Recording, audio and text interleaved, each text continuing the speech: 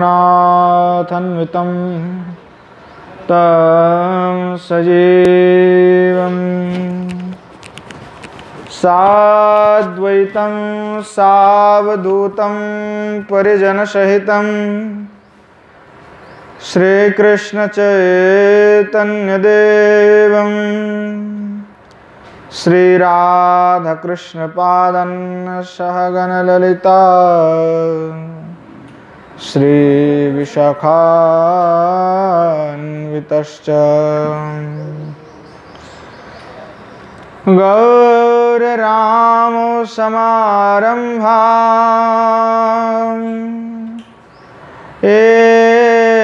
ऐश्वर्यं च मध्यमाम्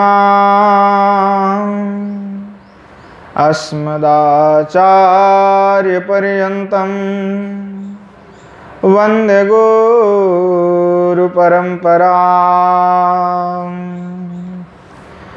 आजानुलम्बितभुजौ कनकावदातौ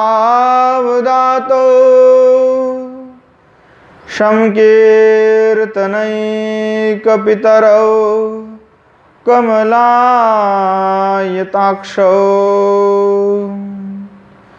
विश्वाम्भरौ द्विजवरौ युगधर्मपालौ वन्दे जगत्प्रियकरौ करुणावतारौ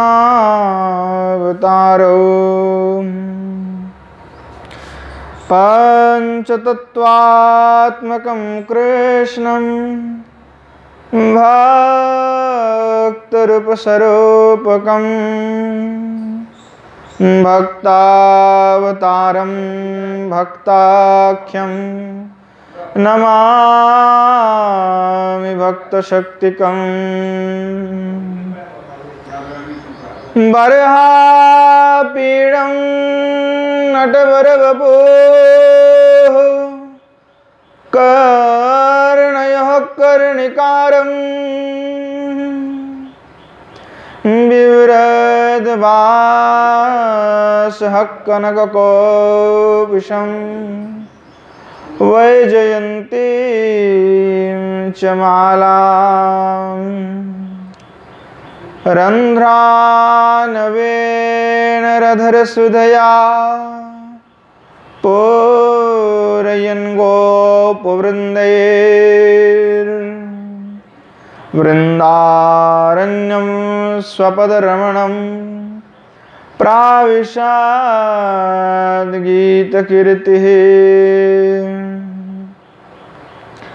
अस्ति स्वस्तरणे कराग्रविगलत्कल्पप्रसूनाप्लुतम् वस्तु प्रस्तुतवेणुनादलहरी निर्वाणनिर्व्याकुलम् स्रस्तनिबद्धनिविलसात् गोपीसहस्रावृतम् हस्तन्यास्तनतापवर्गमखिल द्वारं किशोराकृतिः वन्दे विदेहतनया पदपुण्डरीकं कैशोरसौरभसमाहृत योगिचित्तम् हन्तुं त्रितापमनिशं मुनिहांससेव्यम् सन्मानशाली परिपीत परागपुञ्जम्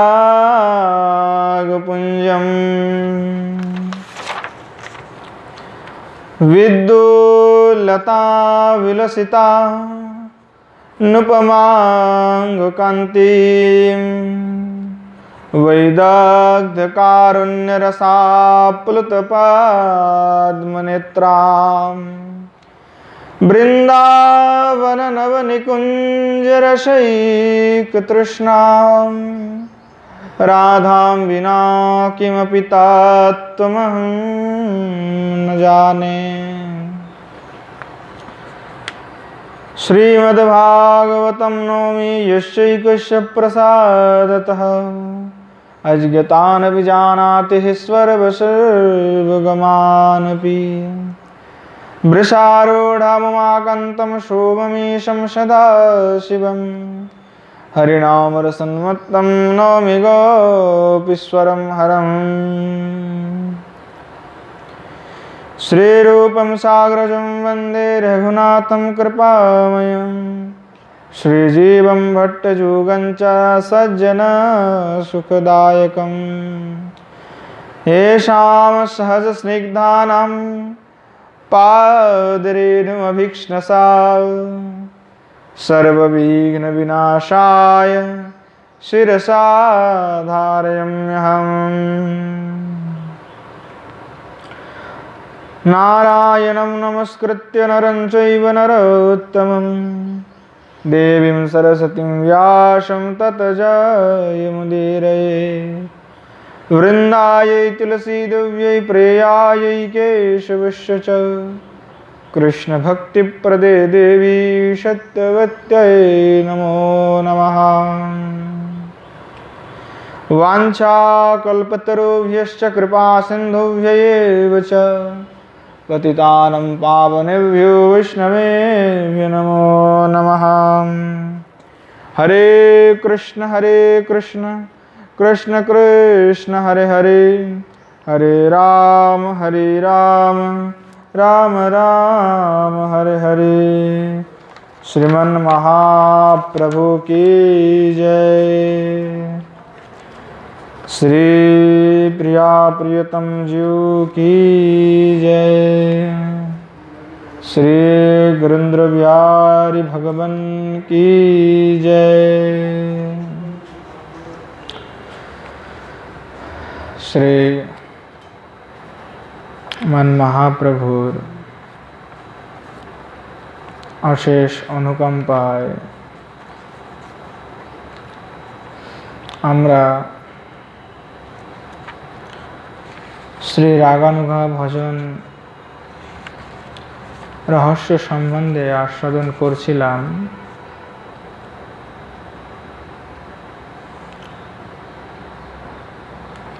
পূর্বে আমরা জানছিলাম যে ভক্তির 64 অঙ্গ এবং ভক্তির ক্রমবিকাশ।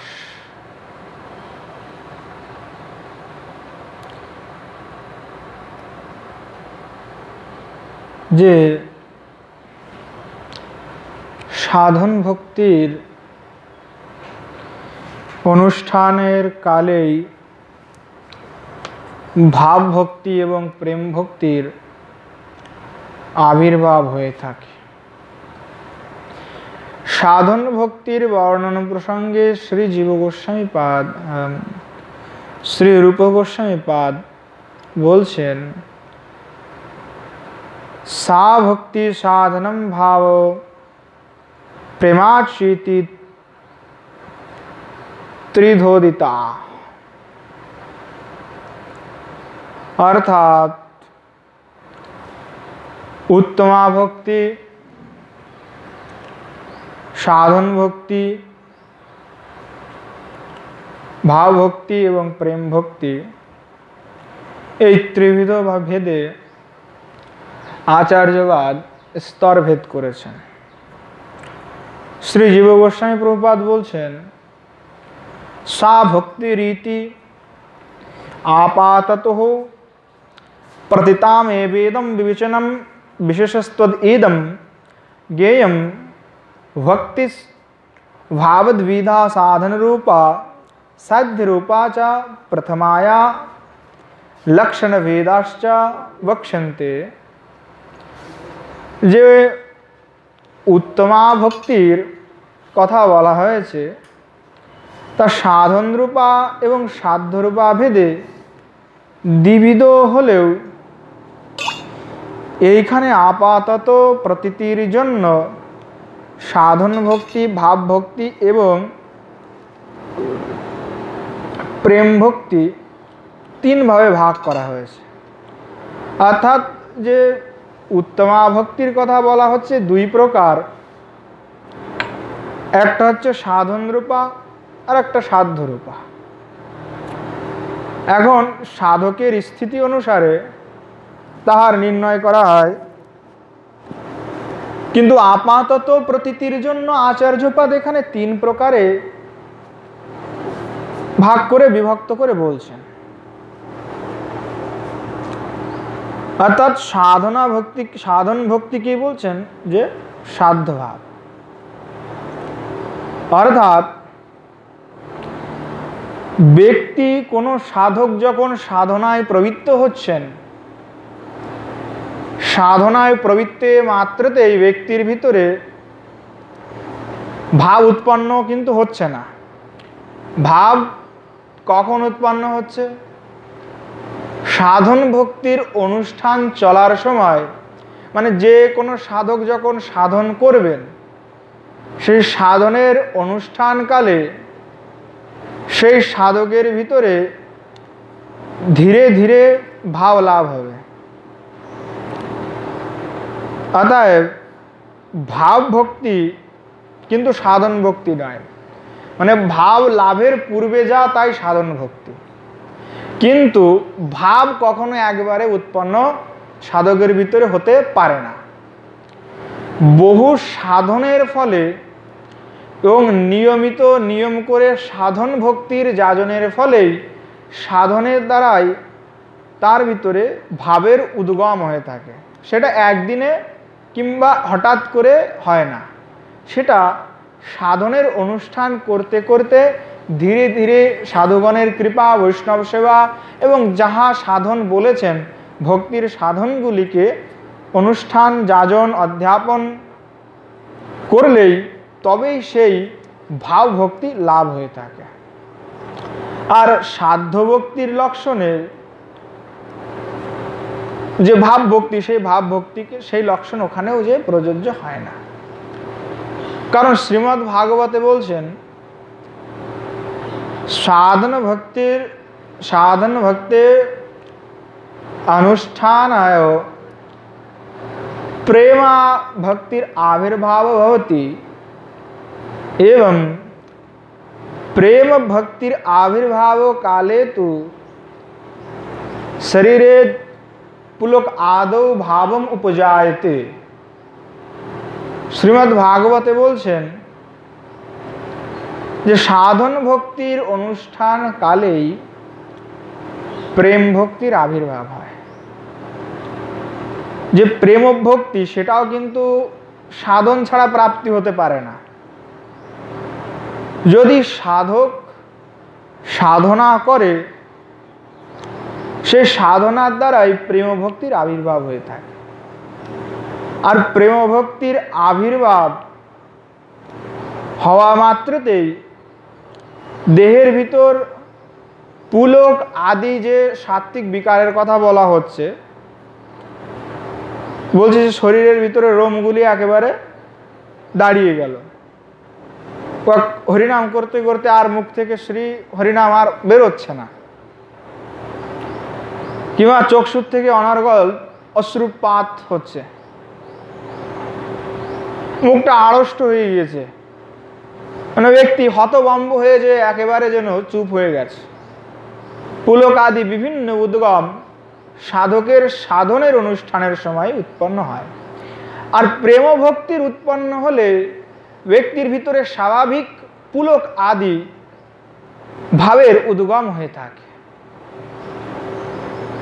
তো এই যে সাধ্য ভক্তির ভাব, অর্থাৎ এই যে সাধন ভক্তিতে যতক্ষণ পর্যন্ত ব্যক্তির ভিতরে প্রেমলাভ না হচ্ছে, প্রথমত তো ভাব উৎপন্ন হলো, এরপরে যখন প্রেম উৎপন্ন হবে সেই প্রেমের পরবর্তীতেই কিন্তু ব্যক্তি সাধ্য ভক্তিতে প্রবেশ করবে।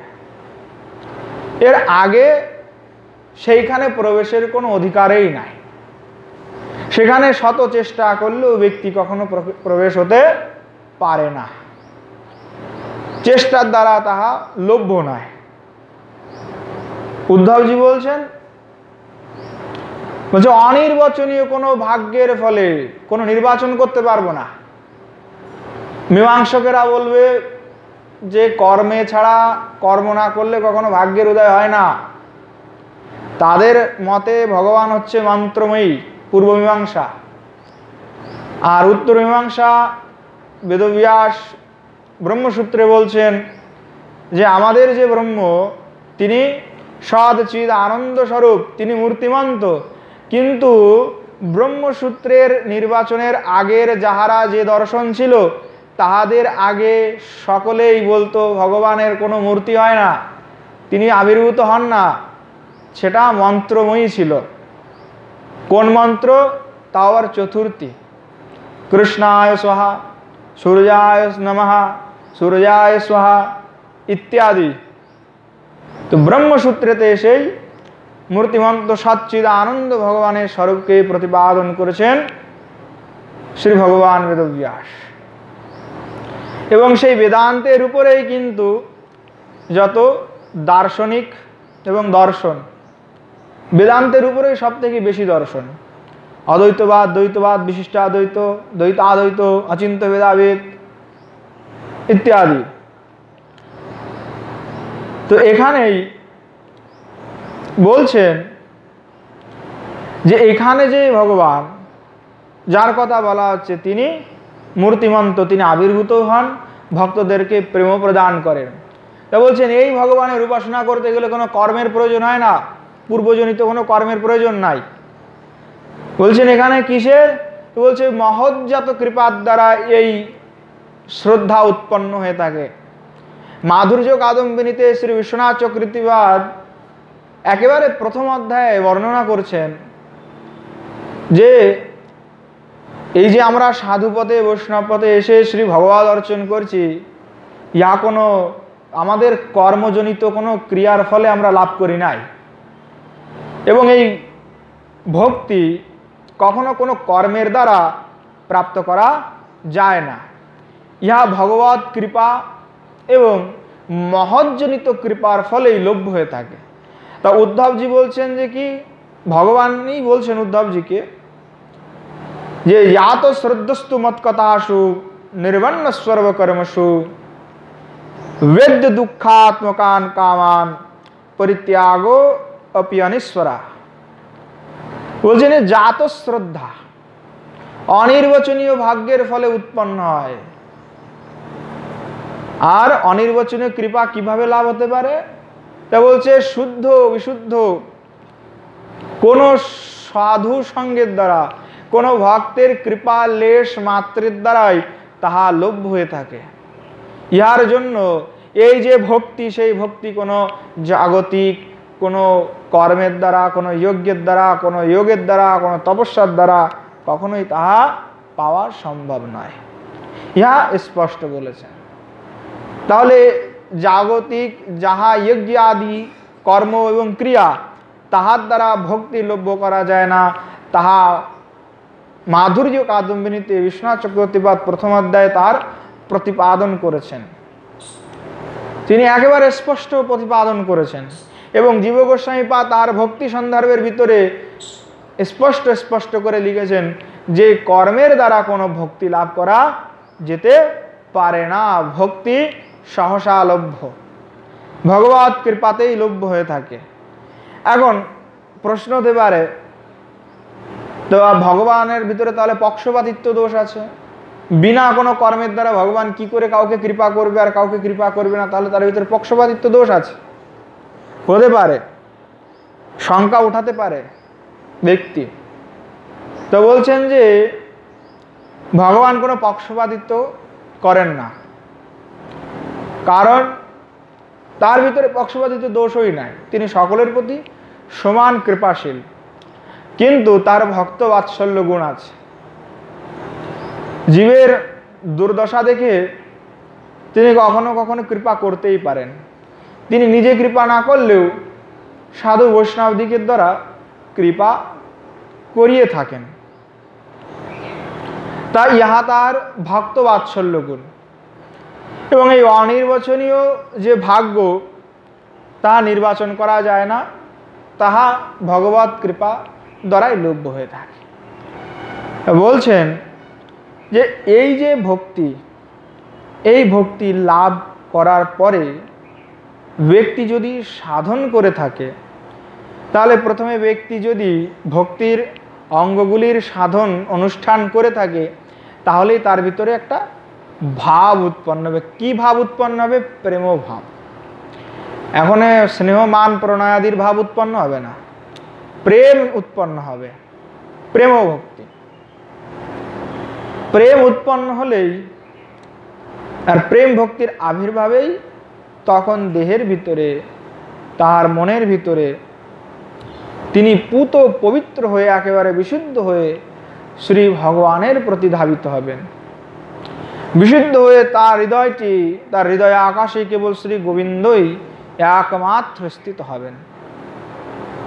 শ্রীমতী কিশোরীজির যিনি দাস্যতা স্বীকার করেছেন, তাহার অন্তঃকরণে কেবল শ্রী একমাত্র শ্রীমতী কিশোরীজি দর্শন হবেন।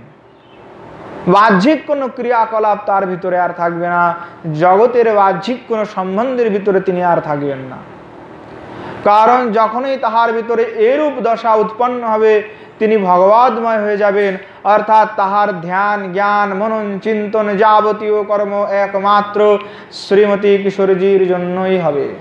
তদ ব্যতীত তিনি আর কোনো কিছুই চিন্তন করবেন না। যদি ভক্তি লাভ করতে হয়, সেই চরম অবস্থায় পৌঁছাতে হয়, তাহলে সাধন করতে হবে। সাধনের দ্বারা নিজেকে সেই রূপে তৈরি করে নিতে হবে। যদি তাহা না করা যায়, তাহলে প্রেম ভক্তি লাভ করা যাবে না। আর প্রেম ভক্তি লাভ না করলে তখন পুলকাদি হবে না।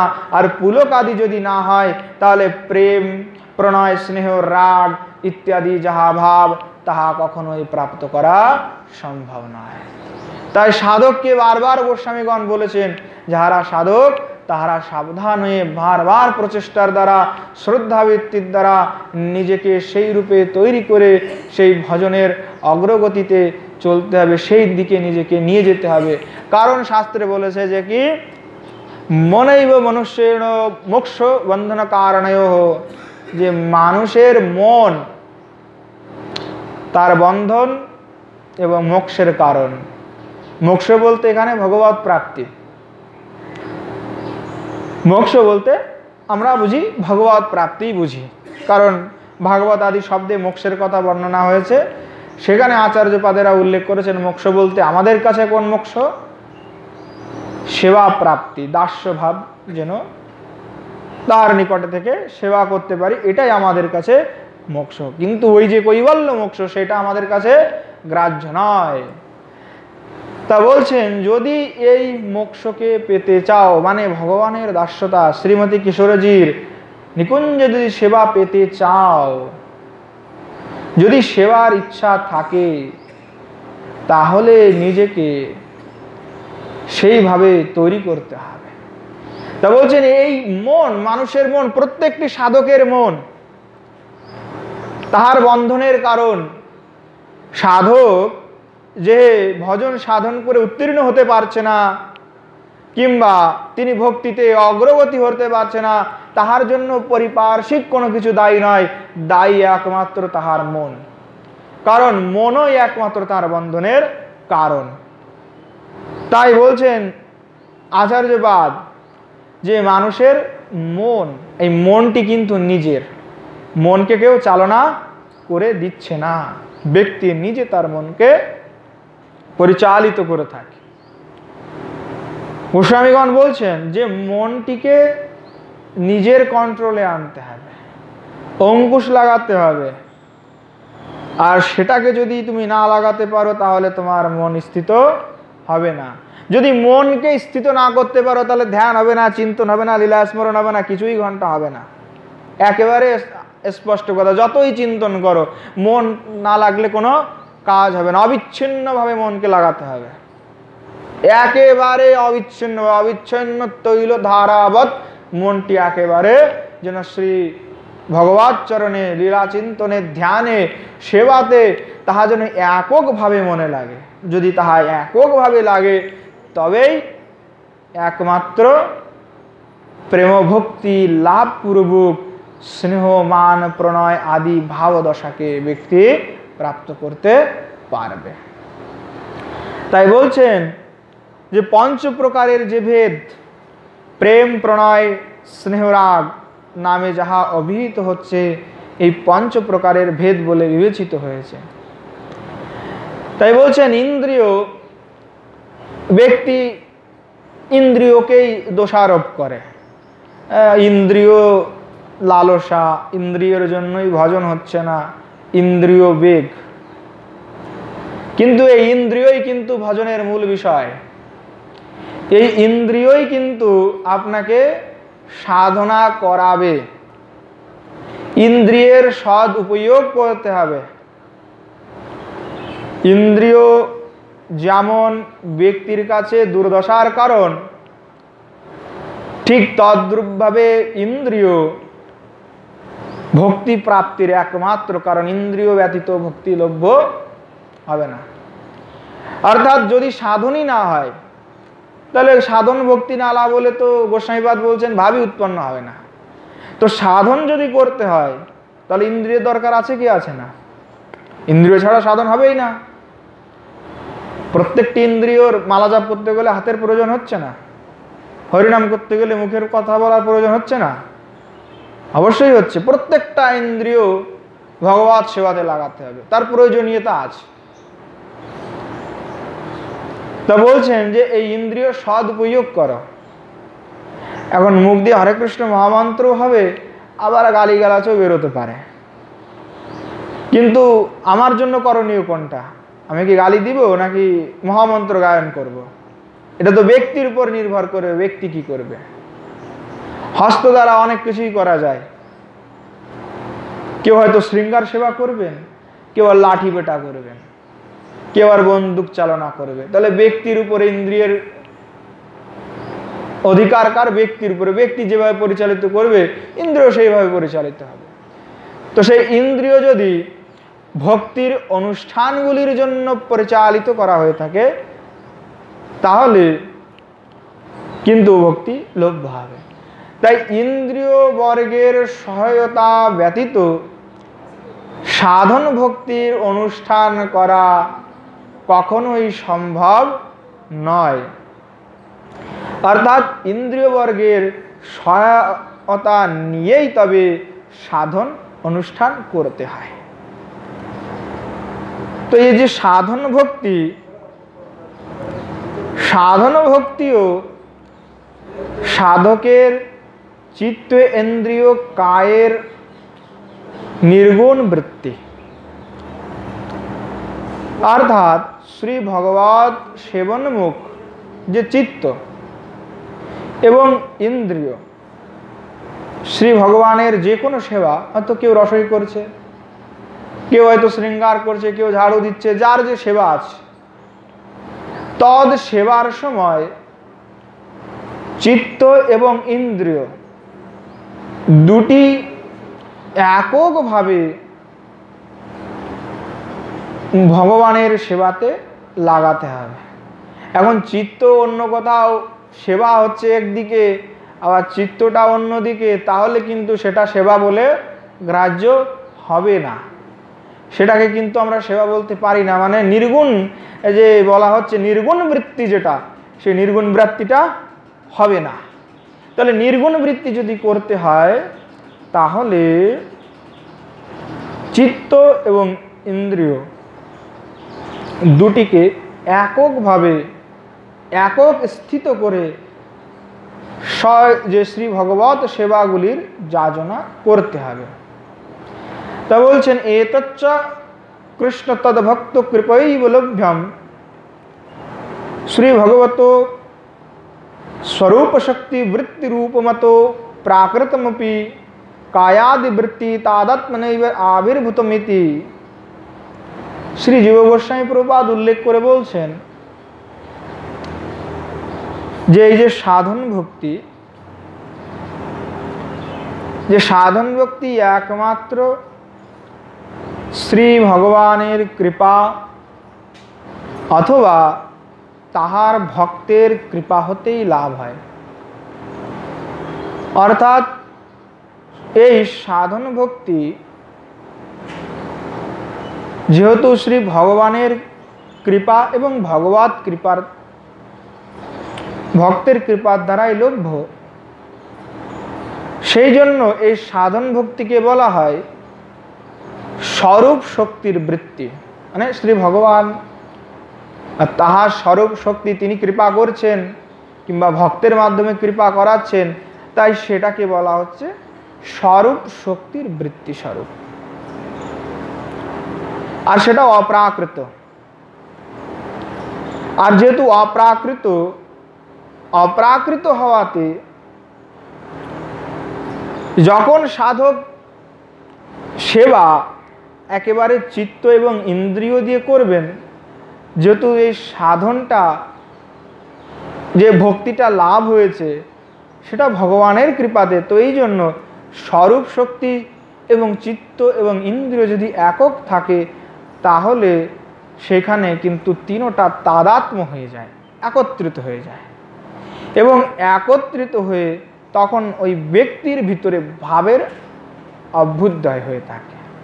যেহেতু স্বরূপ শক্তি, সেই জন্য এই চিত্ত এবং ইন্দ্রিয় মানে মনটাকে একেবারে ইন্দ্রিয় দুটি একেবারে যদি থাকে তবেই সেখানে তাদাত্ম্যতা প্রাপ্তি হয়ে থাকে। এই জন্য বলছেন যে কি শ্রবণ কীর্তন স্মরণ এই যা যা আছে এইগুলির দ্বারা যে ভক্তি, সামান্য ভক্তি, সেই ভক্তিকে বলা হয় সাধন ভক্তি, অর্থাৎ প্রথম অবস্থা।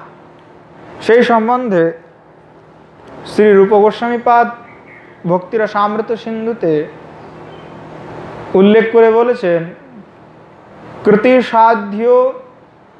সাধ্যা ভবেত সাধ্য ভাবা সা সাধন বিদা নিত্য সিদ্ধিস্ব ভাবস্ব প্রাকট্যম হৃদি সাধ্যতা। বলছেন যে শ্রবণ কীর্তন ইত্যাদির দ্বারা যে সাধন আমরা করছি প্রথম অবস্থাতে, সেই সামান্য ভক্তিকেই বলা হচ্ছে সাধন ভক্তি। তাহলে গোস্বামীপাদে গণ তাহলে কত উচ্চ স্তরের ভক্তির কথা বলেছেন, যে এখানে শ্রবণ কীর্তনকে বললেন যে সামান্য ভক্তি প্রথম অবস্থা। তাহলে বাকি যে রাগানুগা ভজনের কথা বলছেন যে এখনো তো অনেক দেরি, তাহলে এই মতো অবস্থায় এগুলিতেই যদি মন না লাগে সাধকের, তাহলে উপরের দিকে কিভাবে মন লাগতে পারে? তা সম্ভব কি? যদি এইগুলিতেই বৃত্তি আসক্তি যদি সম্পূর্ণভাবে না থাকে, এখানেই যদি রুচি না থাকে, রুচি হবে? কারণ সামান্য ভক্তিতেই যার রুচি নাই, তার বিশেষ ভক্তিতে কি করে রুচি হয়েছে? আগে তো সামান্য ভক্তিতে রুচি হবে, তাহার পরে না হয় তাহা প্রগাঢ় হলে, একক নিষ্ঠা হলে ব্যক্তি তখন এককভাবে তাহার নিষ্ঠা উৎপন্ন হয়। তো জীব গোস্বামী প্রভুপাদ এই শ্লোকের টিকায় বলছেন যে ইন্দ্রিয়গণের প্রেরণার দ্বারা, অর্থাৎ কৃত্যা ইন্দ্রিয়া প্রেরণয়া সাধ্যা চেত সা সাধন বিদা ভবতি কৃত্যাস্তদন্তর্ভাবশ্চ पूर्वक्रिया यज्ञास अंतर्भावत तत्र भाव्यादनुभाव रूपेयो व्यावच्छदार्थो आहो साध्य भावो प्रेमाद रूपा यया नासा भूता भाव सिद्ध्या साहि तदंगत्व साध रूपैव इति। श्री जीव गोस्वामीपाद বলছেন যে ইন্দ্রিয়গণের প্রেরণার দ্বারা সাধনীয় যে সামান্য ভক্তি, সেই সামান্য ভক্তি কি বলেছে? সাধন ভক্তি। উনি আরো স্পষ্ট করে বিশ্লেষণ করে দিচ্ছেন। রূপ গোস্বামীপাদ যেহেতু শ্লোক আকারে লিখেছেন, সেটাকে বিস্তারিত রূপ দিচ্ছেন জীব গোস্বামীপাদ। তো যেমন যজ্ঞ হবন করতে গেলে, যজ্ঞ করতে গেলে তার আগে কাঠ খড় সব কিছু এক করতে হয় না, ঘি কাষ্ঠ আরও যে সমস্ত ক্রিয়া যা দরকার ওইগুলি সব এক একটা আগে থেকে করে নিতে হয়। তা বলছে ব্যক্তি যখন রাগানুগা ভজন করবে কিংবা সাধন ভক্তিই করবে প্রথম অবস্থা, তো সাধন ভক্তি আগে ব্যক্তিকে সব বুঝিয়ে নিতে হবে। এখন যদি কেউ উত্তম ভক্তি করতে চায়, সাধ্য ভক্তি করতে চায়, তাহলে ব্যক্তির কি করতে হবে? যেমন যজ্ঞ করার আগে সবাই কাষ্ঠ, ঘৃত ইত্যাদি সব একসাথে তো করে নেয় ব্যক্তি, না? আগে না সাজিয়ে কি আর যজ্ঞ করতে বসবে কেউ? কারণ আহুতি দেওয়ার সময় দেখা গেল ঘেই পুড়ে গেছে, তাহলে কি করে হবে? আগের থেকে তো নিয়ে রাখতে হবে সাথে সমস্ত দ্রব্য আদি। তা বলছেন যে সাধন ভক্তিটা হচ্ছে ঠিক তদ্রূপ, মানে ওটা দ্রব্য আদি যেমন আমরা এক করছি, ঠিক তদ্রূপ ভাবে হচ্ছে সাধন ভক্তিটা। তো বলছে এই দ্রব্য আদি এক করছি, এটার দ্বারাই তো যজ্ঞটা করবো। তাই জীব গোস্বামী পাদ বলছেন যে কি কৃত্যাস্তদন্তর ভাবশ্চা পূর্ব ক্রিয়া যজ্ঞান্তর ভাবাত, যজ্ঞের সময় হবনের সময় পূর্বে যা যা জিনিসগুলি দ্রব্যগুলি এক করা হয়, ঠিক তদ্রূপ হচ্ছে সাধন ভক্তি। অর্থাৎ এই সাধন ভক্তি যদি সেই দ্রব্যগুলি আমরা এক না করি, তাহলে যজ্ঞ তো সম্পন্ন হতেই পারে না। ঠিক সাধন ভক্তি কোনো ব্যক্তি যদি বলে আমি সাধন ভক্তি না করে একেবারে আমি সোজা রাগানুগাতে যে টপকে পড়েছি, তাহলে তার কোনো সেটা কোনো এটা মিথ্যা কথা, সেটা বানোয়াট, এটা সম্ভবই না। কারণ যজ্ঞের দ্রব্য না থাকলে যজ্ঞ কোনদিন হয় নাকি? দ্রব্যেই যদি না থাকে তাহলে কোথার থেকে হবে? জীব গোস্বামী বলছেন যে প্রথম অবস্থাতে সাধন ভক্তি সকলেরই করণীয় এবং সেটা করবে, অর্থাৎ সেটাই দ্রব্য। তা বলছেন যে কি এই জন্য এটার থেকেই কিন্তু উত্তমা ভক্তি পরিগণিত হবে, এখান থেকেই উত্তমা ভক্তিটা উৎপন্ন হবে। অর্থাৎ হবন করবে, তার পরবর্তীতে দেবতা স্বীকার করবে, তারপরে না তোমার উপর কৃপা বর্ষণ করবে, কার্যসিদ্ধি হবে। তাহলে ঠিক তাদৃশভাবে ভক্তিতেও সাধন ভক্তিটা হচ্ছে পূর্বাবস্থা। তাই বলছেন যে কি যে শ্রবণ কীর্তনাদি যেহেতু সাধ্যভাব যখন হবে, তখন কিন্তু আর এগুলির প্রয়োজন পড়বে না। সাধন ভক্তির যা আছে সেগুলি অতটা মুখ্য আর থাকবে না। তা বলছেন যে ভাব হচ্ছে নিত্য সিদ্ধ বস্তু এবং নিত্য সিদ্ধ ভক্তগণে শুদ্ধ সত্য বিশেষ রূপে নিত্য। অর্থাৎ যে ভাব, সেই ভাবটা হচ্ছে নিত্য সিদ্ধ। পরম পুরুষার্থ ভাবম স্যাদিত্য আশঙ্কা নিত্যতি। তো যে ভাবের কথা বলা হচ্ছে সেটা নিত্য সিদ্ধ, আর সেই ভাবটিকে ধারণ করতে হলেও ব্যক্তিকে কিন্তু পরিশুদ্ধ হতে হবে। তা বলছেন যাহারা নিত্য পার্ষদ অর্থাৎ নিত্য সিদ্ধ ভক্তগণের ভিতরেই শুদ্ধ সত্য থাকে বিধায় তাহাদের ভিতরে সিদ্ধতা নিত্যরূপে থাকে। কিন্তু সাধারণ যাহারা সাধক আছেন তাহারা কিন্তু শুদ্ধ সত্য হতে পারে নাই। তাই বলছেন যেহেতু শুদ্ধ সত্য নয়,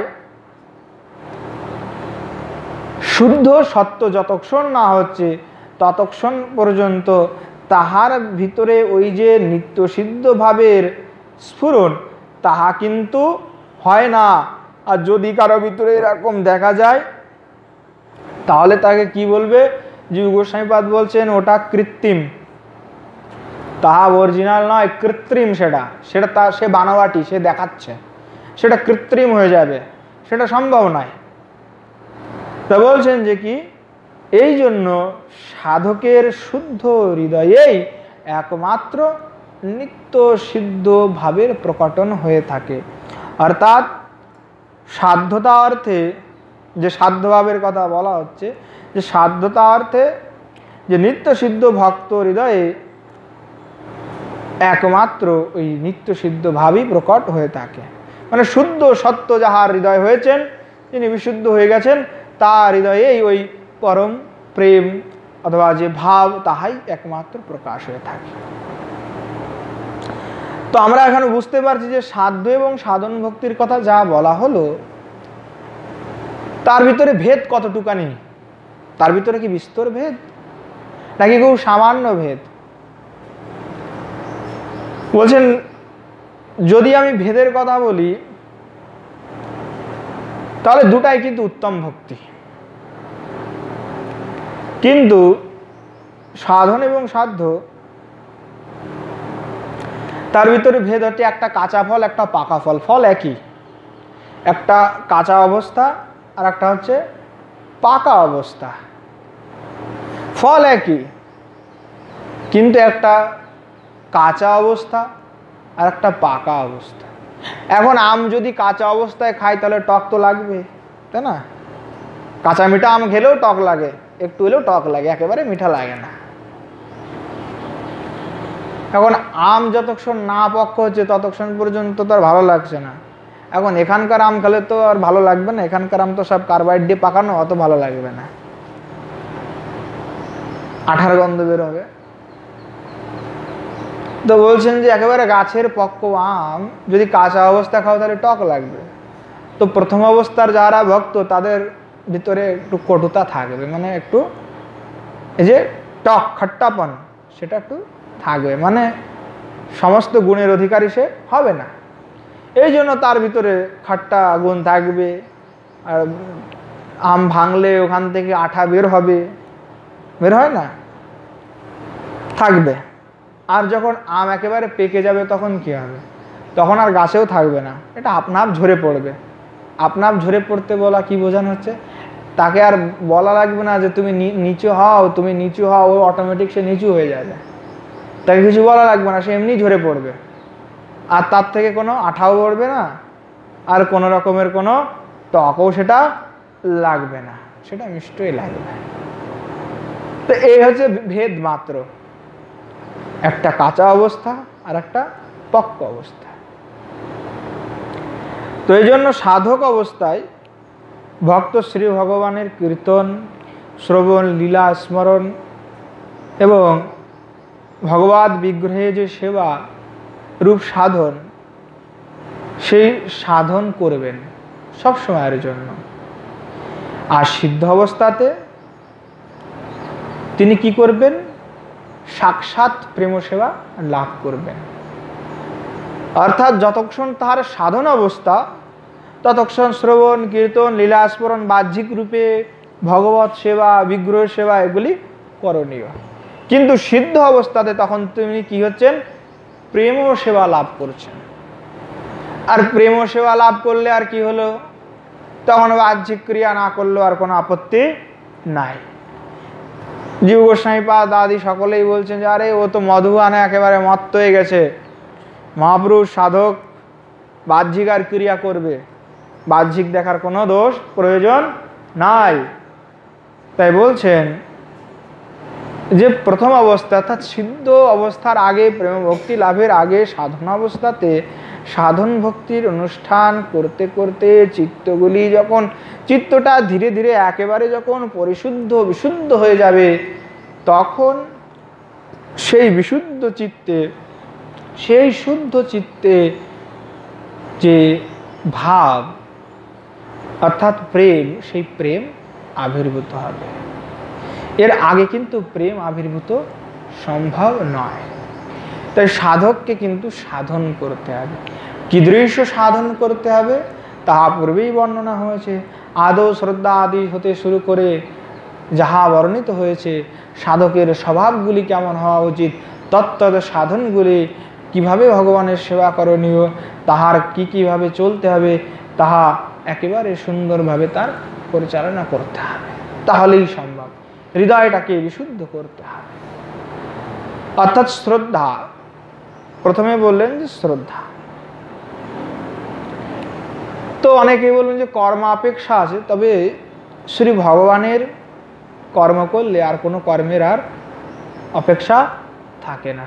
অর্থাৎ তৎসেবার দ্বারাই সমস্ত কর্ম সাধিত হয়ে থাকে। তাই স্বতন্ত্রভাবে আর কোনো কর্ম করার প্রয়োজন সেখানে পড়ে না। শ্রী ভগবান উদ্ধবের নিকট বলছেন, ইয়াত শ্রদ্ধ মত কথাসু নির্বিণ্নঃ সর্বকর্মসু বেদ্য দুঃখাত্মকান কামান পরিত্যাগপ্যনীশ্বরঃ ততো ভজেত মাম প্রীতো শ্রদ্ধালু দৃঢ় নিশ্চয়া युष्मानश्च तन कामान দুঃখ দরকাশ্চ গরহ্যন। বলছেন যে অনির্বচনীয় কোনো কৃপা অর্থাৎ অনির্বচনীয় কোনো ভাগ্য উদয়ের ফলেই শুদ্ধ ভক্তের কৃপার দ্বারাই আমার প্রতি মনুষ্যের শ্রদ্ধা জন্মে থাকে।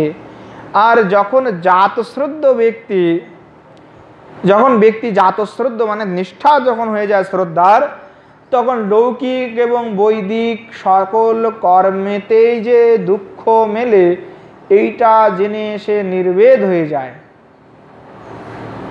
অর্থাৎ প্রাথমিক অবস্থায় সে বৈরাগ্যবান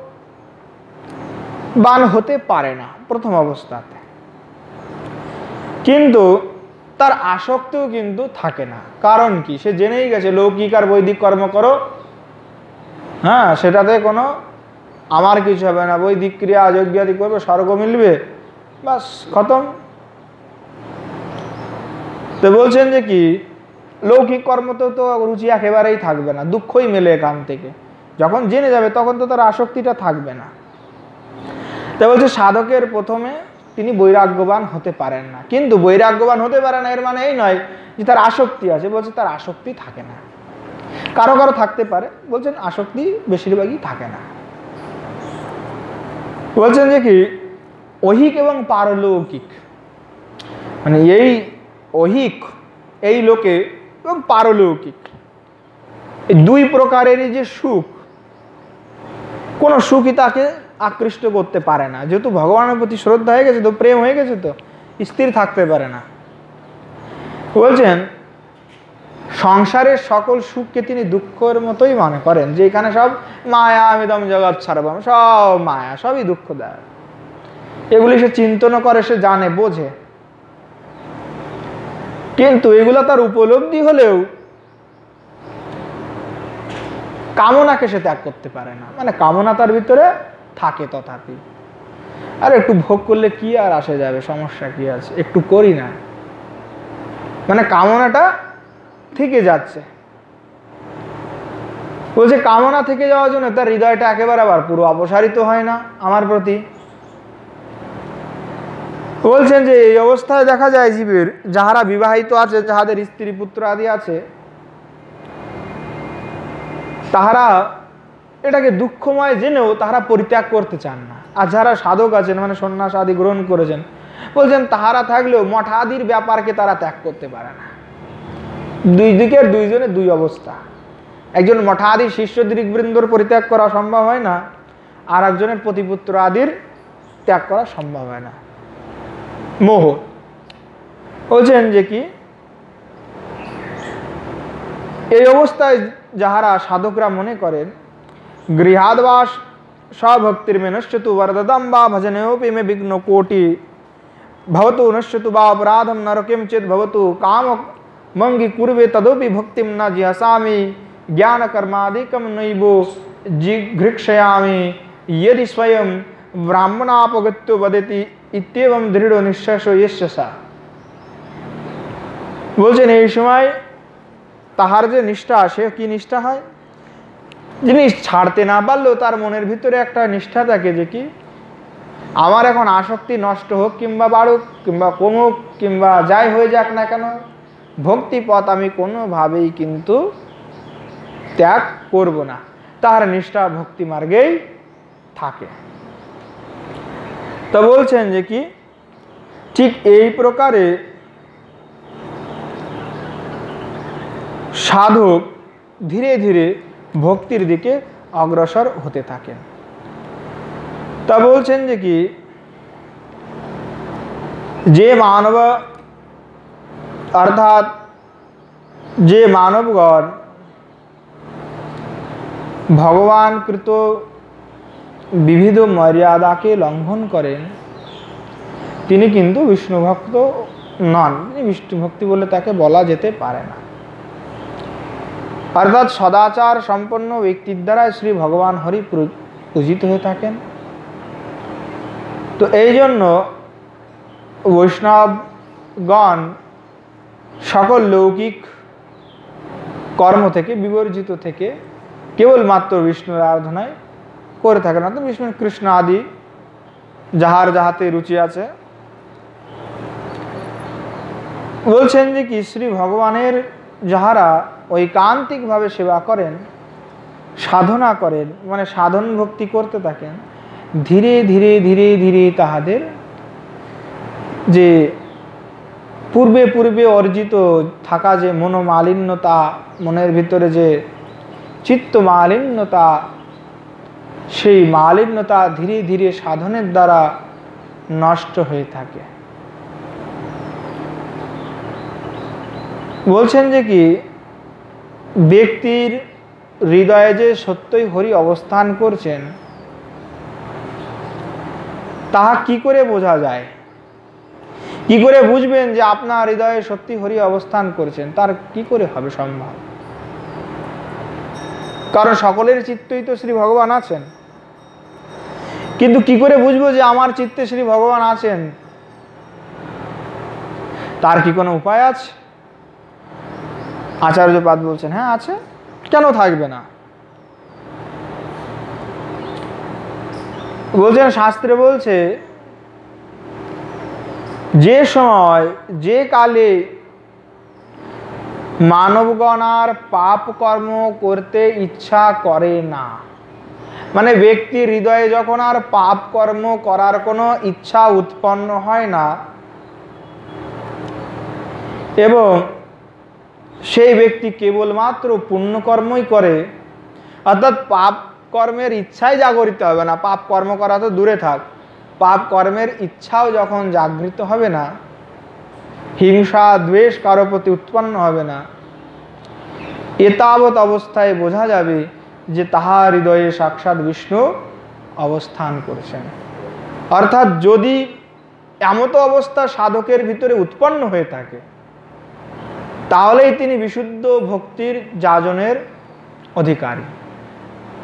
এই চরম অবস্থা যতক্ষণ পর্যন্ত সাধকের ভিতরে উৎপন্ন না হচ্ছে, উত্তম ভক্ত যতক্ষণ পর্যন্ত সে না হতে পারছে, অর্থাৎ পাপ এবং দেশ আদি সমস্ত প্রবৃত্তি যতক্ষণ পর্যন্ত নষ্ট না হয়ে যতক্ষণ পর্যন্ত শ্রী হরি তার চিত্তে এককভাবে অবস্থান করছেন ততক্ষণ পর্যন্ত সেই ব্যক্তির ভগবানের ভজনের অগ্র অধিকারী নন, তিনি উত্তম অধিকারী নন।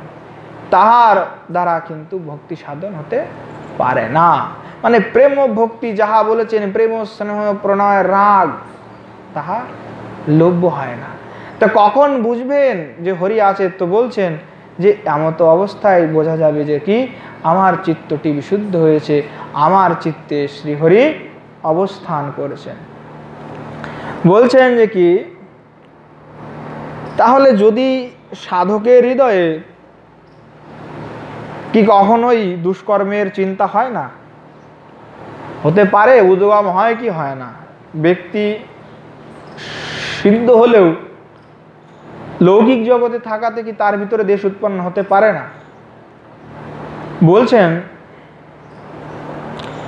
যে যাহারা অনন্য চিত্তে শ্রী ভগবানের ভজন করছেন, যদি কথঞ্চিত কখনো তাহার ভিতরে দুষ্কর্মের ইচ্ছা হয়, মানে কখনো দেখা গেল হঠাৎ করে কখনো দুষ্কর্ম মনে জাগলো, কিন্তু যেহেতু তাহার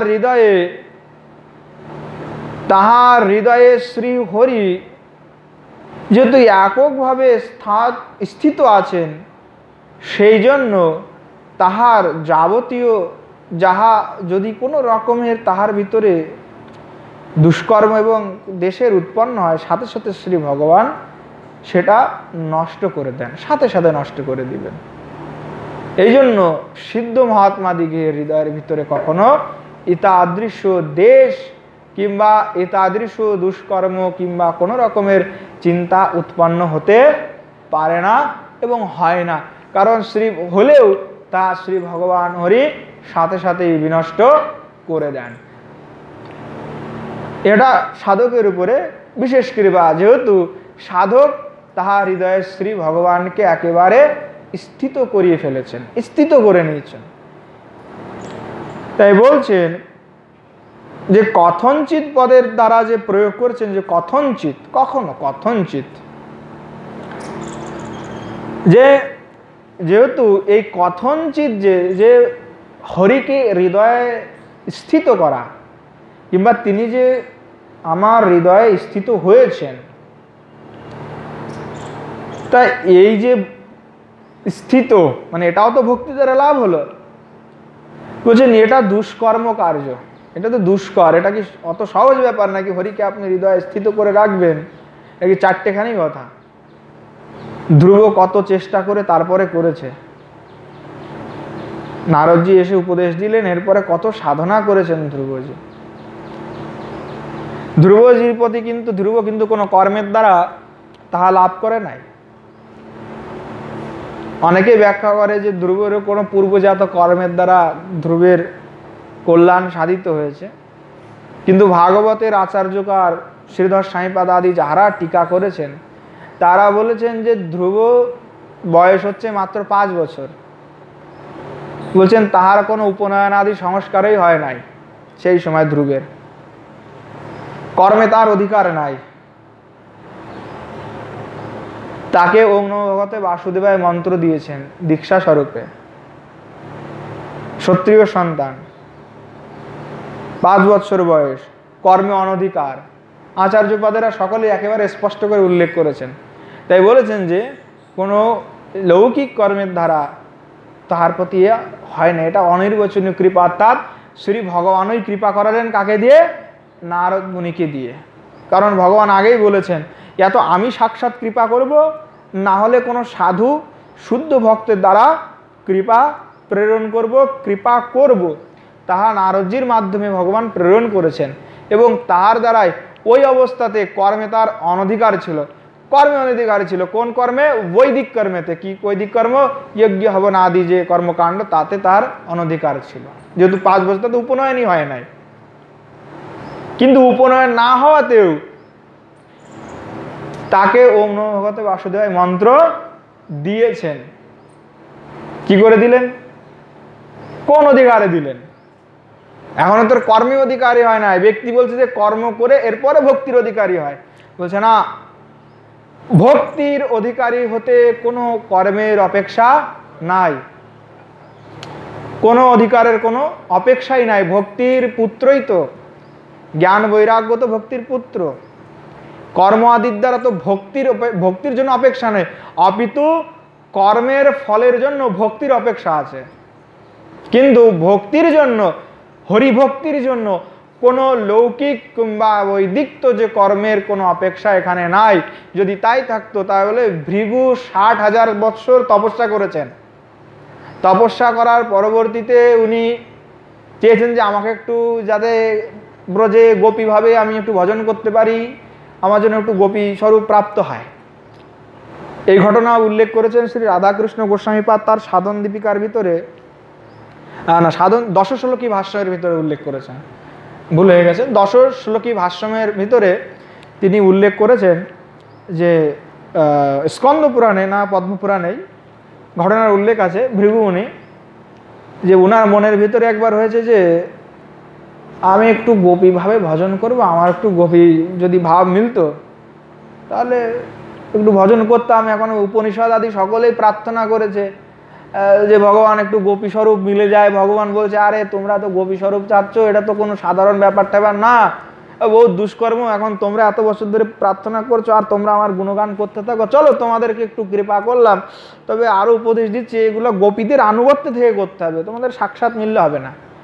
এখন যদি আপনি বিচার বিবেচনা করেন, উপনিষদের গোপী, উপনিষদ যারা গোপী হয়েছেন, শ্রুতি যারা গোপী হয়েছেন, মুনি ঋষি যারা গোপী হয়েছেন, এখন তারা কোন গোপী আর শ্রীমতী কিশোরীজির সাথে যারা আছে তারা কোন গোপী, তার ভিতরেও ভেদ আছে। উপনিষদ আদি যে গোপী তাহাদের যে অধিকার প্রাপ্ত, তাহা কি শ্রীমতী কিশোরীজির সহিত যারা আছেন তাহারা কি সে অধিকার প্রাপ্ত? অর্থাৎ কাদের অধিকারটা বেশি, কাদের প্রবেশ বেশি, কাহাদের অধিকার বেশি, সেটাও তো জানার বস্তু। উপনিষদ আদি যারা হয়েছেন তারা রাস আদি করেছেন, কিন্তু শ্রীমতীর নিকুঞ্জে কিন্তু প্রবেশের অধিকার তাদের দেয় নাই। কিংবা যাহারা দেবগণ দেবকন্যা আদি যাহারাও গোপী স্বরূপকে প্রাপ্ত করেছেন তাহাদের ভিতরেও সেই অধিকার প্রাপ্ত নয়। এখানে অনেক ভেদ আছে। গোকুলে যাহারা ছিলেন সেই গোকুলের গোপীবৃন্দ দিগের অধিকার কিন্তু সেখানে প্রবেশের নাই।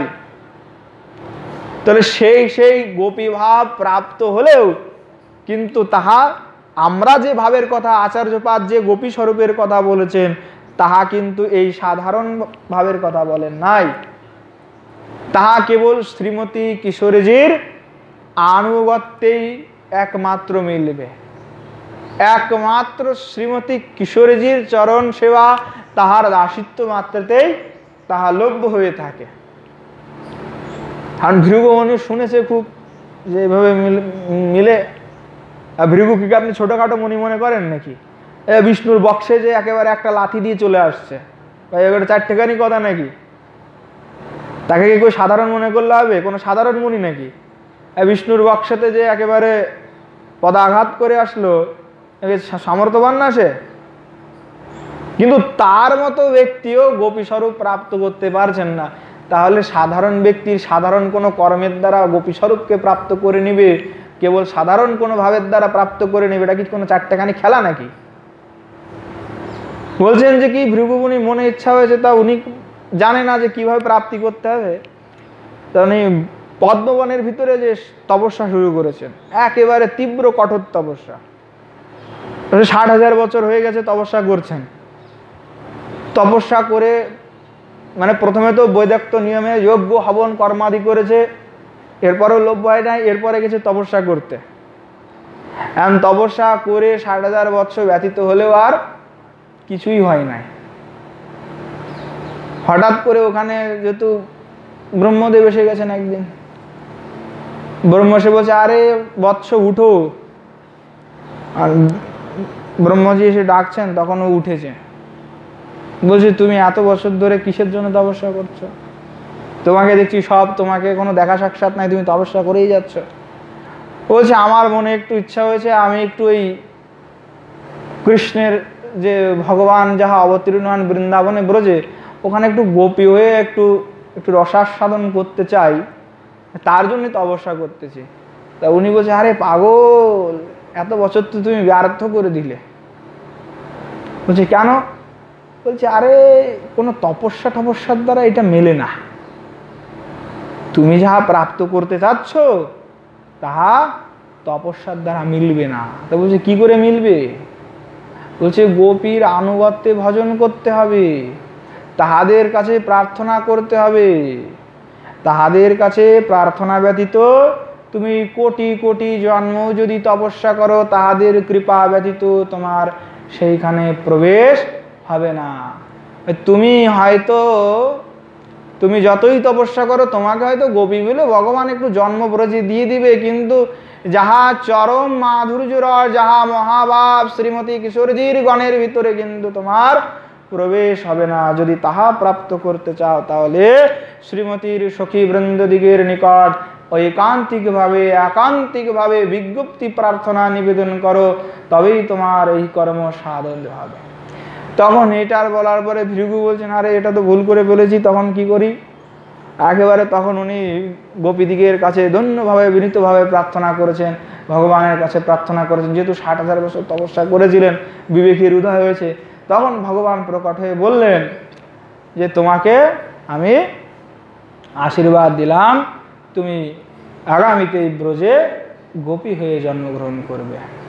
তা উনি ওখানে যে সংবাদে বলছেন যে, শুনো ভৃগু, এই গোপী ভাবকে কোনো ব্যক্তি কোনো রকমের প্রচেষ্টার দ্বারা প্রাপ্ত করতে পারে না। কেউ যদি মনে করে আমি সাধনের দ্বারা গোপী ভাবকে প্রাপ্ত করব, বলছে না, সেটা কেউ পারবে না। একমাত্র শ্রীমতী কিশোরীজির যে সখীবৃন্দ, তাহাদিকের আনুগত্যে থাকতে হবে, তাহাদিগের কৃপা ব্যতীত তাহা কখনো লভ্য হবে না। কোনো রকম কর্ম, কোনো রকম তপস্যা, কোনো রকম যজ্ঞ, কোনো রকম ক্রিয়ার দ্বারা তাহা লভ্য হবে না। তাই তো মঞ্জুরি দিকের তো আরো সুবিধা, আরো সখী দিকের তো নিকুঞ্জের ভিতরে প্রবেশ নাই, কিন্তু মঞ্জুরি দিকের প্রবেশ আছে। তাহলে কাদের ভাগ্য বেশি ভালো? আমাদের না? বলছে, ভাগ্য কাদের ভালো বেশি? মঞ্জুরিদের তো একেবারে সোজাসুজি প্রবেশ। সখীবৃন্দ তো সবসময় প্রবেশ করতে পারে না। বলছে, নিহা সৌভাগ্য একমাত্র তো শ্রীমতী কিশোরীজির দাস্যতা স্বীকার করলেই মিলবে। ওই শ্রীমতী কিশোরী বলে তোমার বাচ্চি ছোটে এত ছোট অল্প বয়সের মেয়ে, ওনার কৃপা ব্যতীত তাহা লভ্য হবে না। তাই বলছেন এই যে ভক্তির কথা বলছেন, ইহে দুষ্কার্য যা বলা হচ্ছে, কত কত মুনি ঋষি তাহারা প্রচন্ড তপস্যা করেও এই সমস্ত কর্ম আদি করে তার পরবর্তীতে শেষে দেখছেন আর কিছুই নাই, কোথায় গেল সব নিরস, সবই নিরস লাগে। কতদিন করবে যজ্ঞ আদি ক্রিয়া আদি, কতদিন ব্যক্তি করবে, সবই তো নিরস লাগে এক সময়। মন্ত্রময়ী, সেখানে কোনো রসতত্ত্ব নাই, শুধু মন্ত্র পড়েই যাচ্ছি, হবন করেই যাচ্ছি, ক্রিয়া করেই যাচ্ছি, কিন্তু কোনো রসতত্ত্ব মিলছে না, কোনো আনন্দ মিলছে না, শুধু মন্ত্রময়ী। কিন্তু ওই মন্ত্রময়ী ভগবান যখন দ্বিভুজ মুরলীধর হয়ে শ্রীমতী কিশোরীজির সহিত আবির্ভূত হচ্ছেন এবং বিভিন্ন লীলা করছেন, সেই লীলা দর্শনে কিন্তু আমাদের হৃদয়ে আনন্দ হচ্ছে। তাহা সাধক দিকের চিত্তকে একেবারে মুগ্ধ করে দিচ্ছেন। যে মুগ্ধ ইয়ন্তি, যে সাধক দিকে শ্রীমতী কিশোরীজি যাহা শ্রী ভগবানের সহিত যাহা লীলা করেছেন তাহা একেবারে মুগ্ধ করে দিচ্ছে সকলকে, অতি বিমুগ্ধ লীলা। তাহার যদি আস্বাদন করতে হয় তাহলে ঠিকভাবে শ্রী গোপীগণের শ্রীমতী কিশোরীজির যাহারা সখীবৃন্দ, তাহার যারা সেবিকাবৃন্দ, তাহাদের অনুগত হয়ে সেবা করতে হবে, তাহাদের অনুগত হয়ে তাহাদের নিকট বিজ্ঞপ্তি প্রার্থনা করতে হবে, যেন তাহারা কৃপাপূর্বক আমাকে ওই সুযোগটি করে দেন, যেন আমি ওই সেবাটি লাভ করতে পারি। নচেত আর কোনো সাধনের দ্বারা সেই সেবাকে লাভ করা যেতে পারে না। তাই গোস্বামীপাদ বলছেন ইহা দুষ্কার্য।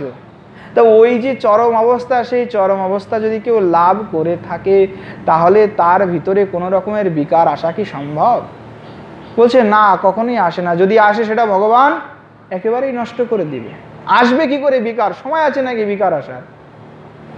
যাহারা সিদ্ধ অবস্থাকে প্রাপ্ত করেছেন, বিশুদ্ধ সত্য হয়েছেন, অর্থাৎ শ্রীকৃষ্ণময় হয়ে গিয়েছেন, যাহারা রাধা ভাবে ভাবিত হয়েছেন, যাহারা কিশোরীজির দাসিত্ব স্বীকার করেছেন, তাহারা তো তদ্ভাবে ভাবিত মতি। তাহাদের হৃদয়ে কেবল তো তাহাই একমাত্র চিন্তনে, একমাত্র সব সময় তাহারা ওটা নিয়ে আছেন। তাই তাদের বাহ্যিক, তাদের আর কোনো জ্ঞানক্রিয়া আদি নাই। তাই বলছেন এই বাহ্যিক এবং লৌকিক জগতের ব্যবহার ঐহিক পারলৌকিক সুখ এবং বৈদিক এবং লৌকিক ক্রিয়া হতে যতক্ষণ পর্যন্ত ব্যক্তি সম্পূর্ণভাবে বিবর্জিত না হতে পারছে, ততক্ষণ পর্যন্ত ওই শুদ্ধ ভক্তিকে লাভ করা যাচ্ছে না। তাহা চরম শ্রেষ্ঠ, তাহা ওই পরম যে শ্রেষ্ঠ ভক্তি, তাহা লাভ করতে হলে ব্যক্তিকে নিজের মনকে একেবারে ওই অবিচ্ছিন্ন তৈলধারাবৎ শ্রী ভগবৎ চরণে সমর্পিত করতে হবে। রাধা দাস্যতে শ্রীমতী কিশোরীজির চরণে নিজেকে সমর্পিত করতে হবে। তাই বলছেন যে কি শ্রী ভগবানের পাদ পদ্ম বলে অনন্য চিত্ত হয়ে একেবারে ভক্তি করতে হবে, তবেই একমাত্র তাহা সম্ভব হবে। তাই বলছেন যে কি ব্যক্তির উচিত সবসময়ের জন্য নিরন্তর কেবল তদংঘ্রি সেবন, অর্থাৎ শ্রী ভগবানের লীলা গুণ কীর্তন স্মরণ, লুব্ধ চিত্ত, ব্যক্তিকে লুব্ধ চিত্ত হতে হবে। মানে ভগবানের লীলা কীর্তন গুণ স্মরণ যাই হবে না কোনো, সব কিছুর প্রতি লোভ থাকতে হবে, লুব্ধ। আর কোনো ছোটোখাটো লোভ না। রাজভোগ খেতে যেমন লোভ আছে ওই রকম লোভ হতে হবে। রাজভোগ খেতে খুব লোভ হয়, মিষ্টি খেতে যাদের ভালো লাগে, হয় না দোকানে দেখলে, বলছে ওর থেকেও বেশি লোভ হতে হবে। মানে একেবারে লোভের চরম সীমায় চলে যাবে, লুব্ধ চিত্ত। মানে আমাকে শুনতে হবে সবসময়ের জন্য। এই তেঁতুল দেখলে যেমন লোকের জিভ থেকে লাল টপকে পড়ে, বলছে এরকম হতে হবে যে ভগবান লীলা কথা শুনলাম, কিছু দেখলাম, মানে ওটা আমাকে আস্বাদন করতেই হবে, না হলে হবে না, আমার লাল টপকাচ্ছে। তো এতাদৃশ প্রকারের লুব্ধ চিত্ত হতে হবে। বলছেন যে কি এই জন্য যে বলছে যোগ তপস্যা আদির জম নিয়ম আদির কঠোর তপস্যার দ্বারাও চিত্ত শুদ্ধি হয় না। তার দ্বারা চিত্ত অনেক ব্যক্তি চেষ্টা করলেও শুদ্ধ হয় না। শুদ্ধ কখন হবে? বলছে শুদ্ধ সত্য যখন হৃদয়ে আবির্ভূত হবে তখনই চিত্ত শুদ্ধ হবে। যতক্ষণ পর্যন্ত চিত্ত শুদ্ধ না হচ্ছে ততক্ষণ কাজ হবে না। তো চিত্ত কি করে শুদ্ধ করবেন? যম নিয়ম কঠোর আদি তপস্যা আপনার দ্বারা সম্ভব? এখন আমার দ্বারা, কারোর দ্বারা, সকলের দ্বারা কি সম্ভব নাকি তাহা? আর করলেও, যোগের দ্বারা করলেও তাহা টেকে না, খুব বেশি, খুব কমই লোকের টেকে, হয়তো হাজারে কোটিতে একজনে দুইজনের টিকবে। তা বলছেন যে কি তাহাও টেকা সম্ভব কিনা জানি না, কারণ অনেক দেখা যাচ্ছে মুনি ঋষিরাও যোগ আদি ক্রিয়ার দ্বারা কঠোরভাবে করে রেখেছেন। সৌবর ঋষি করে রেখেছিলেন, কিন্তু মিনের একমাত্র দুইজন মিনের সঙ্গ দেখেই তিনি একেবারে বিবাহের জন্য উদ্বেগ হয়ে গেল। কিন্তু তপস্যা করছিল এত বছর ধরে, কঠোরভাবে ইন্দ্রকে বেগকে নামিয়ে নিয়েছিল, টিকলো কি? টিকলো না। এরকম আরও অনেক উদাহরণ আছে। ইন্দ্র টেকে নেয়, যেহেতু সে তার নিজের ব্যক্তির দ্বারা চিত্তকে কন্ট্রোল করেছে, তার ব্যক্তির হৃদয়ে এখনো শুদ্ধ সত্যের আবির্ভাব হয় নাই। তাই বলছেন যে সাধক দিকের জন্য হচ্ছে যে কি, যদি সে নিজের চিত্তকে বিশুদ্ধ করতে চায় তাহলে একমাত্র শ্রী হরিনাম আশ্রয়পূর্বক, শ্রী হরির ধ্যানপূর্বক হরিকে চিত্তে বসাতে হবে। যদি চিত্তে শ্রী ভগবানকে বসানো যায় তাহলেই চিত্ত বিশুদ্ধ হবে, কারণ বিশুদ্ধ সত্যের থাকাতেই কিন্তু একেবারে তাহার সমস্ত মল আদিকে নষ্ট করে দিবে। কেমন? যেমন সূর্যের প্রকাশ মাত্রতেই, মানে সূর্য যখন প্রকাশ হয় তার 1-1.5 ঘন্টা আগেই মানে সব কিছু আমরা অন্ধকার কেটে যায়। তো বলছে ঠিক সূর্যের মতো প্রকাশ ওটা, ওই চিত্তে ওটাকে বসালেই যে মল আদি স্বরূপ যে অন্ধকার আছে তা আপনি আপ দূরীভূত হয়ে যায়। তাই বলছেন যে কি শ্রী ভগবানকে চিত্তে বসাতে হবে, ধ্যানপূর্বক মননপূর্বক, যেন কেন প্রকারেণ কৃষ্ণে মনো নিবেশন। শ্রীমদ্ ভাগবত কি বলছেন? যেন তেন প্রকারেণ, যে করে হোক, যেন তেন, যে কোনো প্রকারে শ্রী ভগবানে এককভাবে মনোনিবেশ করতে হবে, এককভাবে, অবিচ্ছিন্নভাবে করতে হবে, বিচ্ছিন্নভাবে করলে হবে না। এককভাবে মনটা নিবেশন করলেই তবেই কিন্তু চিত্ত শুদ্ধ হয়ে থাকবে। তার জন্য বলছেন যে কি পুণ্ডরিকাক্ষ, ইহা স্মরত পুণ্ডরিকাক্ষ সবাহ্যভ্যান্তর শুচি। ये পুণ্ডরিকাক্ষের স্মরণ মাত্রতেই তার বাহ্য এবং অভ্যন্তরীণ সূচি হয়ে যায়। কিন্তু আমরা তো এটা বিশ্বাস করে কি করি নাকি? আমরা তো মন্ত্র শুনে আসছি, তাই শুনে আসছি, চলো এটা বলে দিই, ও পবিত্র পবিত্র বা বলে দিলাম, হ্যাঁ বলে দিই, একটু বলে দিলাম, এটা সকালের আচরণের সময় লাগে, কিন্তু আসলে প্রকৃত অর্থ সহিত হৃদয়ে কি এটাকে ধারণ করেছি? যদি হৃদয়ে ধারণ করে থাকি তাহলে তো ঠিক আছে, কিন্তু হৃদয়ে ধারণই হচ্ছে না। যদি হৃদয়ে ধারণ হয়ে থাকে তাহলে অবশ্যই তার বাহ্য এবং আভ্যন্তরীণ দুটি কিন্তু শুদ্ধ হয়ে থাকে। অর্থাৎ এই যে শাস্ত্র বাক্যগুলিতে শ্রদ্ধা থাকতে হবে, কিন্তু সেই শ্রদ্ধা বা কেমন? একক শ্রদ্ধা এবং পরিপূর্ণ শ্রদ্ধা। শ্রদ্ধাতে যদি কম বেশি হয়ে যায় 19-20, তাহলেও কিন্তু আর হবে না। মানে 20-20 থাকতে হবে, এখানে 19-20-এর প্রশ্ন নাই, 20 তো 20, এখানে 19 হলে চলবে না, কারণ ভক্তির আছে কোনো ফাঁকিবাজি নাই। এখানটাতে পাই টু পাই হিসাব, যেমন করবে তেমন মিলবে। তো পরিপূর্ণভাবে শ্রদ্ধাটা রাখতে হবে। এই জন্য বলছেন যে যাহারা সিদ্ধ অবস্থায় আছেন তাহারা স্বৈরাচার করে থাকেন। স্বৈরাচার মানে তাদের নিজেদের মতো ইচ্ছা খুশি তাহারা আচরণ করবেন, সেটাতে আপনারও কিছু বলার নেই, আমারও কিছু বলার নাই। জীব গোস্বামীপাদ, বিশ্বনাথ চক্রবর্তীপাদ বলছেন, রূপ গোস্বামীপাদ উল্লেখ করেছেন, রূপ গোস্বামীপাদ উল্লেখ করে বলছেন এই জগতে কাদের আচরণ করবে? আচরণ কাদের করণীয়? কৃষ্ণের নাকি রামের নাকি সাধক দিগের?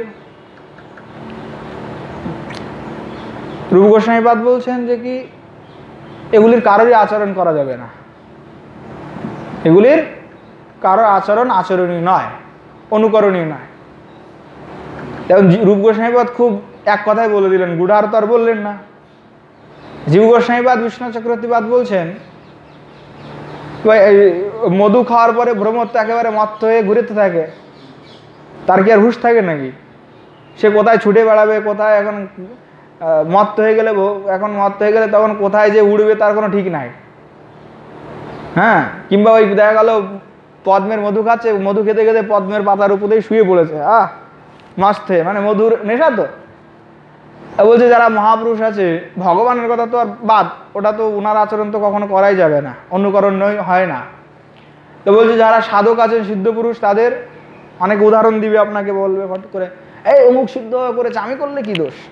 আরে বাবা, আপনি কি সিদ্ধ হবার নাকি? সিংহ মানবকম, শাস্ত্রে বলছে সিংহ মানবকম, সিংহয়ম মানবকম, বলছে যে এই বালকটা সিংহের মতো। এমন বালকটা সিংহের মতো বলার অর্থ কি এটাই যে বালকের চারখানা হাত আছে, চারখানা পা আছে, সিংহের মতো মুখ, কেশর আছে, দাঁতগুলা সিংহের মতো, এরকম না। বলছে যে সিংহের মতো সাহস আছে বালকের ভিতরে, তাই সেই অর্থে প্রয়োগ হয়েছে। তো বলছেন আপনি মহাপুরুষের আচরণ, আপনি তো সেই মহাপুরুষ নন। জীব গোস্বামীপাদ এবং বিশ্বনাথ চক্রবর্তীপাদ বলছেন ঠিক তদ্রূপভাবে যারা সিদ্ধ পুরুষ, তাহারা শ্রী ভগবানের পদপাদ্ম রেণু, অর্থাৎ শ্রী ভগবানের পদকে বলা হচ্ছে, শ্রী চরণারকে বলা হচ্ছে কমল। বলছে কমল সদৃশ। বলছেন শ্রী পাদপদ্মে, অর্থাৎ কমলের ভিতরে কি হয়? মধু হয়। তো বলছে তদ পাদ পরাগ বৃন্দু, শ্রী ভগবানের যে পাদ পরাগ বিন্দু, সেই পরাগের ভিতরে তো মধু থাকে। বলছেন ওই মধু পান করে মানে সাধক বৃন্দ তারা উন্মত্ত হয়ে গেছেন, আর তাদের কোনো হিতাহিত জ্ঞান নাই। তো তারা যা খুশি তাই স্বৈরাচার করতে থাকে। বলছে স্বৈরাচারান্তি, বলছে সাধকরা স্বৈরাচার করে। দেখা যাচ্ছে কোনো সাধকের অনিয়ম আছে, কোনো কিছু অন্য রকমের উল্টাপাল্টা আছে, বলছে করতে থাকে, ওনাদের মহাৎপুরুষরা এরকম করে। তা বলছেন যে কি এই জন্য ওনাদের বিচার করতে গেলে আমার হবে না, কিংবা তদ আচরণ আমার করতে গেলে হবে না। তা বলছে তাহলে আচরণ কাকে বলবো? তা বলছেন যে কি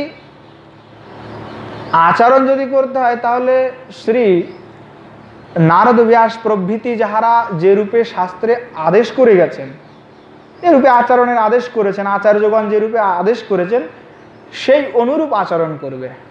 কিন্তু কখনো কোনো মহৎ পুরুষের অনুকরণ কিংবা তদ আচরণকে করতে যাবে না, যে তিনি যেমনভাবে করেছেন আমিও ঠিক তদ্রূপভাবে করব।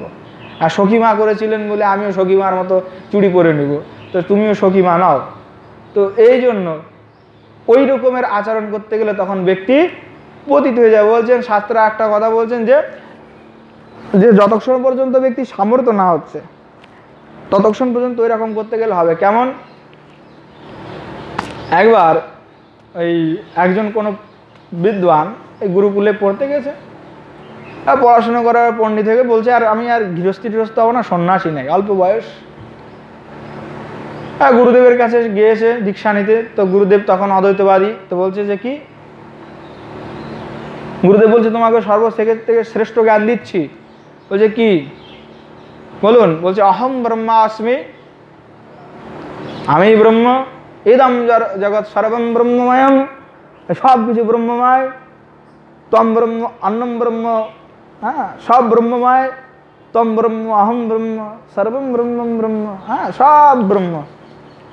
এখন ওর নাম হয়ে গেছে ব্রহ্মবাদী। বাবা শুধু বলে সবাই ব্রহ্ম, তম ব্রহ্ম অহম ব্রহ্ম, তম ব্রহ্ম অহম, হ্যাঁ সবই ব্রহ্মময়। বলছি ইদম জগৎ সর্বম মায়ামিদম অহম ব্রহ্মাস্মি, আর সকলেই ব্রহ্মময়।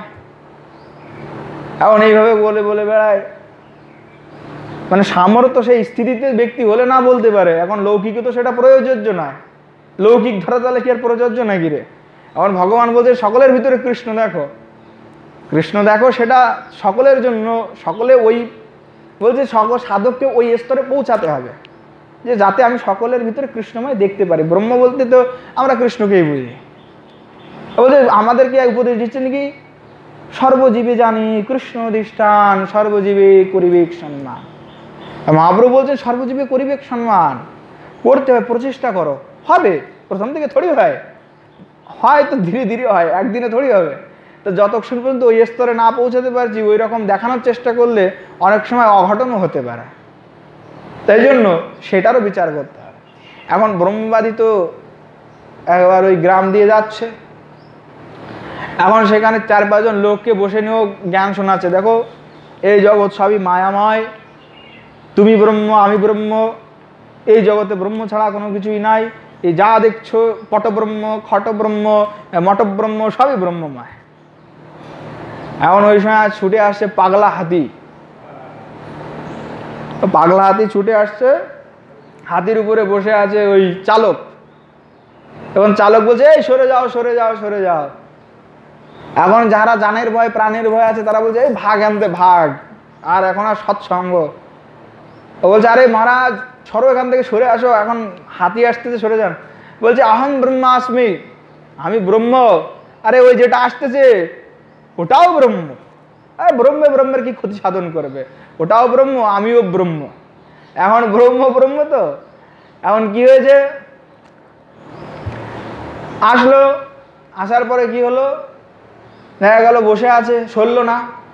হাতি এসে একেবারে সুর দিয়ে ধরে ব্রহ্মকে ধরে দিল, ফেলিয়ে চেলে দিল একেবারে ব্রহ্মকে।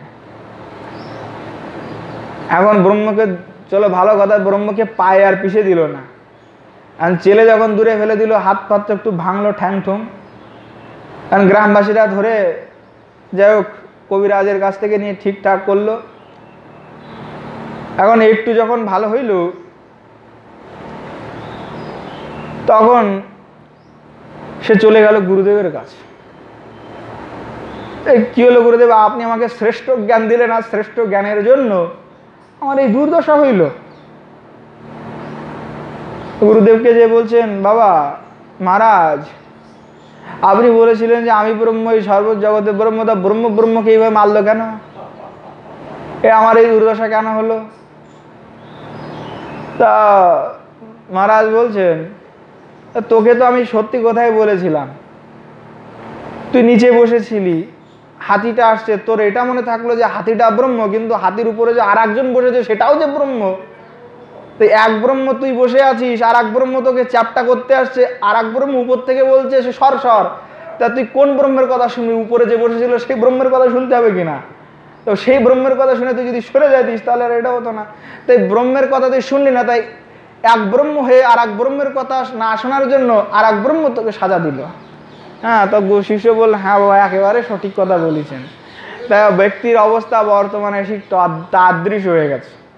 হ্যাঁ, সকলের ভিতরে কৃষ্ণ দেখতে দেখতে এমনই অবস্থা হয়ে গেছে যে এখন যদি কেউ এসে মেরেও যায় তা বলবে, আসেন বাবা আপনার ভিতরে কৃষ্ণ, আমার ঘর বাড়ি সব আছে, অপহরণ করে নিয়ে চলে যান, কোনো আপত্তি নাই আমার।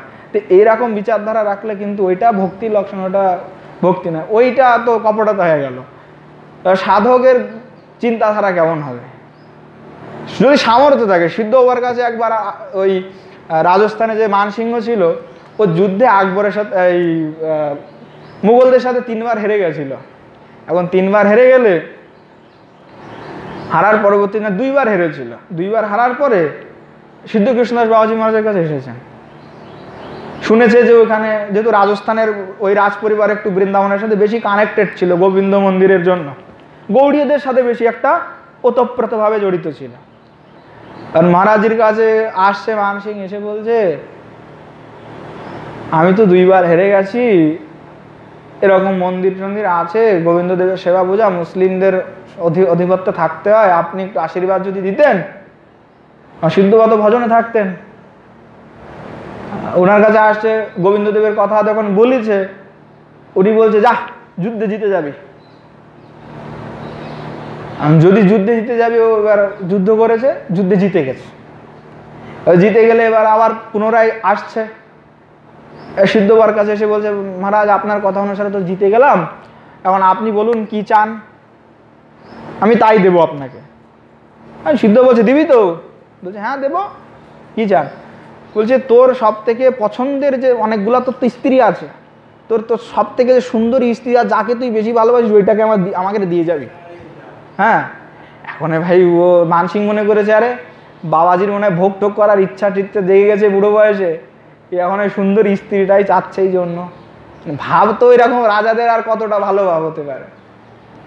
এখন ও করেছে, ঠিক আছে, সব থেকে সুন্দরী আমার যে স্ত্রী, আর যাকে আমি ভালোবাসি সব থেকে, ওকে সাজায় ঠাজায় একেবারে নিয়ে আসে, সৈন্য দিয়ে বলতে, সৈন্যদেরকে বলছে 2 জন একটু দূরে দাঁড়ায় থাকবা, আর বাবাজির কাছে পাঠাই দিবে।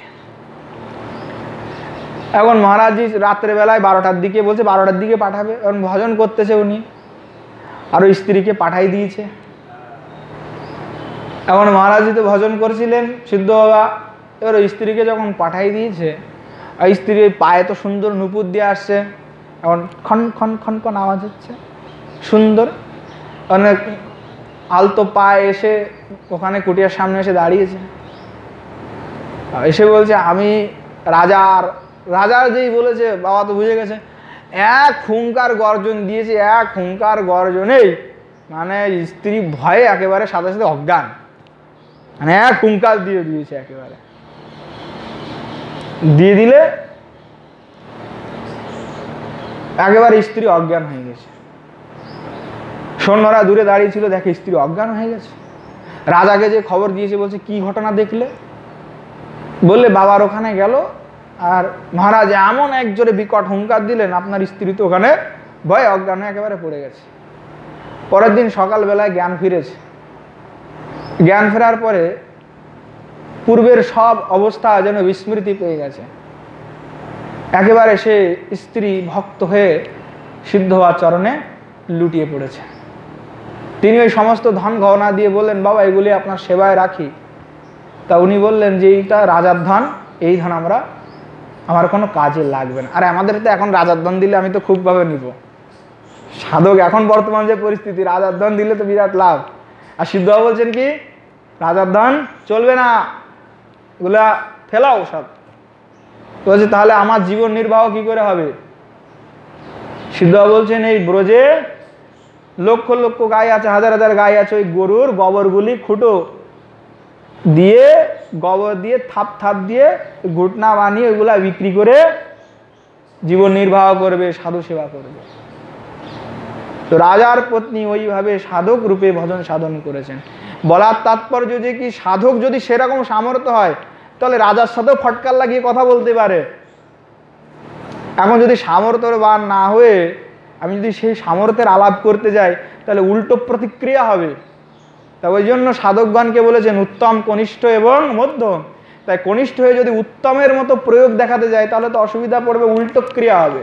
তা যে অবস্থায় আছি সেই অবস্থায় থেকে তৎতৎ আচরণই সকলের জন্য, সাধকের জন্য অনুসরণীয়। এবং ব্যক্তির উত্তম হওয়ার চেষ্টা করতে হবে, যে আমি যেন উত্তম হতে পারি, ধীরে ধীরে নিজেকে অগ্রগতি করতে হবে। তাই বলছেন যে কি এই জন্য শাস্ত্রের আচরণ যাহা শ্রী নারদ আদি এবং গোস্বামীগণ আদি প্রবর্তিত যাহা তাহাই পালন করণীয়, তদ হিসাবে পালন করতে হবে। কোনো সিদ্ধ মহাত্মাদিকের আচরণকে পালন যদি করতে যাও তাহলে উল্টা, এমন আমি যদি মোদিকে যে কিছু বলতে যাই আমরা, শুনবে নাকি আমার কথা কেউ? তোমার সাধকের সেরকম ক্ষমতা থাকতে হবে, যেহেতু ওনারা সিদ্ধ পুরুষ, ওনারা স্বৈরাচার করতেই পারেন।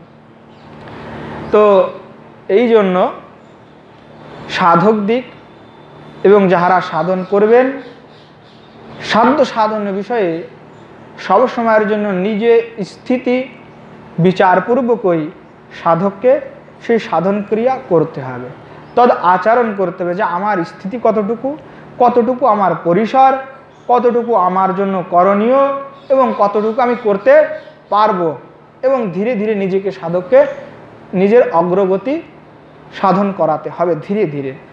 তো ঠিক এইভাবে আচার্যপাদ বলছেন যে আচার্যগণের গৌরব রক্ষা, যে স্বৈরাচার না করে আচার্যগণের আদর্শকে অনুসরণ পূর্বক ধীরে ধীরে সাধককে গৌরব রক্ষণ পূর্বক ভজনের দিকে অগ্রসর হতে হবে। তো আজকে অনেক সময় হয়ে গিয়েছে। আমরা আগে শ্রী রূপ গোস্বামীপাদ কীভাবে নিজেদেরকে রাগ ভজনে প্রবিষ্ট করাতে হবে, সাধককে কিভাবে নিজেকে তৈরি করে নিতে হবে, সেই সম্বন্ধে আমরা আগে আস্বাদন করব। আজ এখানেই বিশ্রাম দিচ্ছি। জয় জয় শ্রী রাধেশ্যাম নিতাই গৌর হরি बोल। श्रीमन महाप्रभु की जय। श्री गिरीन्द्र बिहारी भगवान की जय। श्री प्रिया प्रियतम जी की जय। श्री वृंदावन धाम की जय। श्री गिरिराज गोवर्धन की जय।